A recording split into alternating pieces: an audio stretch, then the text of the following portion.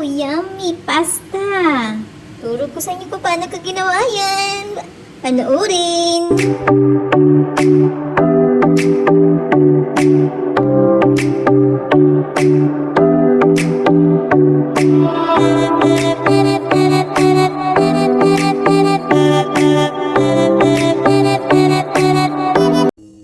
Pasta na 3 lamang ang kailangan nating ingredients. Ham, repolyo o cabbage, and pasta noodles. So, ayan. Pagkukulo na po tayo ng tubig.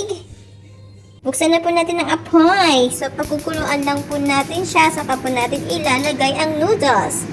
Ayan na te. Kumulo na siya. Ilagay na po natin ang ating mahiwagang spaghetti noodles.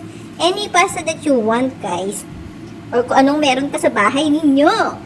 So, lulutuin lamang po natin siya ng 8 minutes. Depends po yan sa pasta na ginamit po ninyo. So, yung sa akin kasi is cook at 8 minutes only ang nakalagay sa instruction niya. So, kailangan sunurin yung instruction. Ayan, malapit na siyang maluto.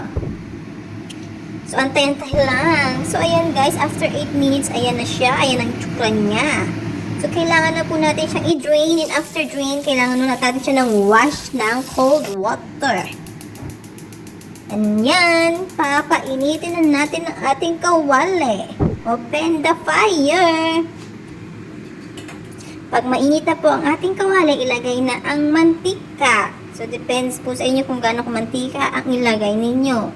So, itong ating pasta ay simple and quick pasta with 3 ingredients only. So, ayan si Chef Anna. Charot! Chef daw, 100. So, after niya, mainit na yung ating mantika, ilagay na po yung ating garlic. Lutuin lang natin siya hanggang mag-light brown siya. Kung gusto mo naman toasted, pwede naman. Pero ako is light brown lang. Para maamoy lang yung bawang niya. So, after niyan, yung ating sibuyas. So, any kind of sibuyas that you want to use. Kung anong meron dyan sa kusina ninyo, guys. So, akin, ayan ang nasa aking kusina.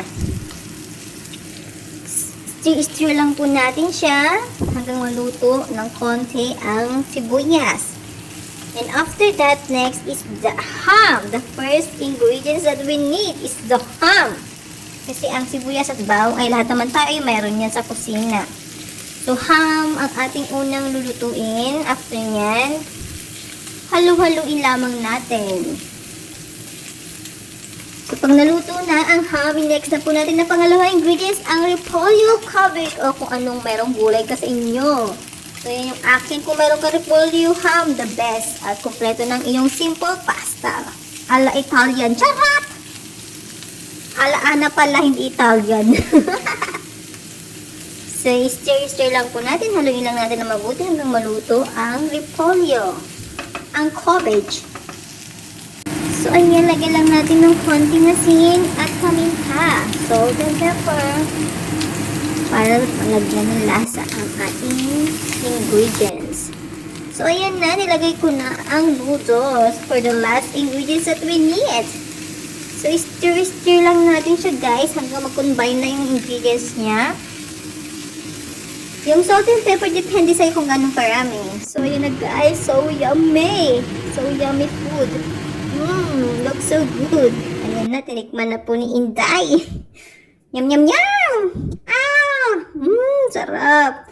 So, ayan, kung ano pang inaantay nyo, gayahin nyo na ingredients na ito. Kung meron ka mga ganyan ingredients, the best. The best na sa iyong tummy. Swak ng swak sa budget pa. So, ayan. Thank you! Yum, yum, yum!